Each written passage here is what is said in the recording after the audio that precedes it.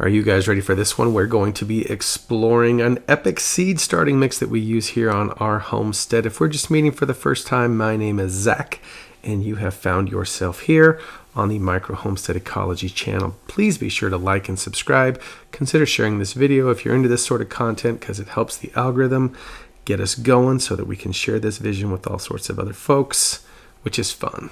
All right, full recipe will be in the description below, but let's just get right into it. We're talking seed starting mix today, and I like to make my own from scratch. And so what we're starting with here is just some basic peat and or Coco Coir. You can use either or both. This happens to be a mixture of the two. I get the big bales of peat from the big box store or whatever, and I also get the little bales of coconut coir, hydrate those, get them all in there. Next ingredient coming up here is the worm castings. If you're not raising your own worms, I got one question: why not? It's so easy, and you get this epic resource. Just a little tiny bit of worm castings like this is going to really set off this seed starting mix and make it epic. Plus right here, check it out. Hey chickens, have some food. It's like a dual purpose thing here on the homestead, which is always awesome. Okay, now one of the things you want to keep in mind when you're building a seed starting mix is that you have to make sure that the pore size is not too much. So we need to make sure that we have a fine set of ingredients. So here I'm grabbing this really simple makeshift soil sifter, and we're going to get a little bit of this potting soil here, and we're just going to run it through the sifter, and you're going to see the size of stuff that you can get out of just a basic bag potting mix. There's usually a lot of wood fibers and big chunks of bark and wood and things that are in there as filler. They're just fine if you're using it for potting soil. In fact, they help with drainage and all sorts of stuff. But in a seed starting mix, we like those things to be a little bit finer. So I've just got a little, I think it's 3/4 inch or 1/4 inch, I should say, hardware cloth cut to the shape of the bottom of a seed starting tray that has, the open mesh bottom. You can kind of see it through there. And then we're just using that as a simple sifter to separate all that coarse stuff out. Look at all those big chunky things. And that's just going to be so much better without those in there. It's going to allow our soil blocks to form up. If we were using it in seed starting trays, it's going to allow those seedlings to push through without any sort of issues. So make yourself a simple soil sifter, super easy. Okay, so there's our base 3 ingredients. We've got basic potting soil, Coco Coir and or peat moss, and a little bit of worm castings just to kind of supercharge the whole mix. We're going to stir that all up, and then we're going to go ahead and start adding in the ingredients that make it epic. The first thing we have here is some kelp meal. Kelp meal is going to add all sorts of minerals and elements and different things that our plants are going to love from the goodness of the ocean. It's a great thing to add. Next, we're going to add some azomite. Azomite is a trace mineral blend. It doesn't really have a lot of potassium, phosphorus, and nitrogen, that NPK, but it has tons of other things like copper and boron and manganese and just all sorts of things. It doesn't take a lot, just get a little bit of it in there and you should be good to go. Same thing here with the green sand. Horticultural green sand is full of all sorts of different elements and minerals that our plants will love and thrive. And my theory here is basically that if we start the seedling off with a supercharged little dose of stuff, then it'll be good and off to a healthy start. I'm going to go ahead and throw in some balanced organic fertilizer. This is just a 4-4-4. I honestly usually get whatever's closed out, discounted at the big box store. As long as it's organic, that's kind of my number one thing. They're almost all full of the same ingredients. Now we're adding in some insect frass. This is sifted from our mealworm farms.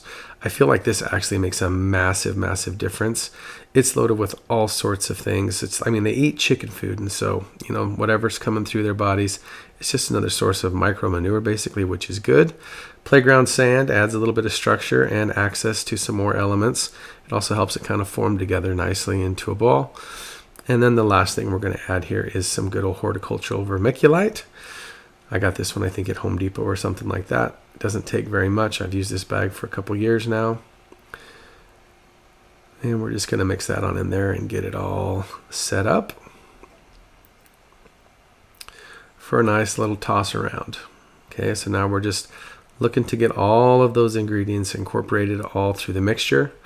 I'm looking for any big chunks of peat or Coco Coir, anything that looks like it's too big to be in a seed starting mix. I'm going to pull it out, like that piece of wood right there. And we're just stirring. Okay, we're just getting it all incorporated, get all that fertilizer and sand and kelp and all those minerals incorporated throughout the entire mixture so that you have a really nice mix. And that's really all there is to it, guys. Now you've got your basic seed starting mix right here. Like this would be a perfect seed starting mix to put in seed starting trays or anything like that. It's ready to go. In fact, I've got it in some trays right now out in the greenhouse sprouting some stuff. Okay, but we're not making seed starting mix specifically. Today what we're doing is we're experimenting with soil blocking, so we need this to be able to form together. So the next thing we need to add is, of course, some water. So we're just going to start to wet this down a little bit. Just going to help all those things bind together, get the peat and the Coco Coir a little bit more hydrated along with that potting soil that we sifted into there. And basically we're just looking for something that's going to form together into a solid mass. It's going to have to go through that soil blocking implement and come out as a solid block. And so I'm just mixing it up here with a little hand tool that I made by just wrapping a handle around the end of a broken garden hoe. Actually, it works really good for this seed starting stuff. Nice little upcycle trick if you're finding yourself in the same situation. So there we go. It's forming together. So I'm liking that consistency. I know it's going to go through the soil blocker good now. So we're going to go ahead and grab the soil blocker here and start making some soil blocks. Now there's multiple sizes of these things. There's all sorts of different stuff you can do with these. I find that I like this little, it's kind of like the in-between one. It does 5 soil blocks with a little divot in it. I start almost all my seeds in this, honestly. I have another one that's about the same size, but it only does 4 instead of 5, so they're a tiny bit bigger. In fact, you can see it in the background there. And sometimes I use that one for bigger seedlings, like maybe cucumbers or squash or something like that, if I'm going to try to give them a head start and not direct sow them. Number one hack I've discovered this year for soil blocking is to use these restaurant service trays to stage them on. It's just much easier to get the blocks in and out of and onto those trays. So I'm really happy with that decision.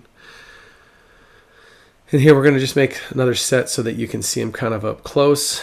You know, the basic concept is simple. I'm just pushing down from the top, trying to pack soil into there. If you've ever made, you know, a sand castle or anything like that growing up as a kid, then you get the idea. I like to scrape the bottom like this just to make sure that everything's nice and level. Try to keep the tool somewhat clean.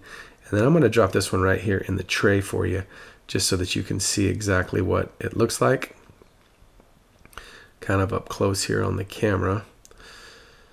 So the handle on the top, I'm putting downward pressure. You're going to see me point here in a second. Like, you know, you're pushing down from the top while simultaneously pulling up with your fingers to lift, you know, the housing from around those blocks. Okay, and then it separates away and you're left with these perfect little soil blocks. Because we got the moisture right, we've got a lot of fine ingredients because we sifted out all the chunky stuff.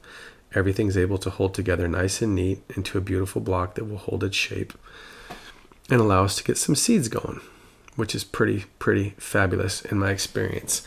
Now this mixture's been running for a few weeks here on the homestead, and the seedlings that I have started up are absolutely thriving. I've got some massive lettuce and tomato plants actually that have not even been fed. I've used no liquid fertilizer whatsoever. Nothing but the goodness that they were able to find in these soil blocks. So if you want a nice, simple way to start your seeds, consider the soil blocking method. It's really efficient, super low like inputs, right? Like you don't need all the trays and different things that break down. I did another video on all these different methods, and I'm just really liking the sustainability factor of this seed starting method. So I highly recommend it to anybody who's interested. If you want to check out some other content, I've got some other videos on this channel. I'll pop them up right here so that you can take a look at some other things. We're just trying to grow as much food as we can here on 1 acre and helping everybody who's interested in meeting some of those same goals do the same thing. So check this video out right here, and we'll see you in the next one.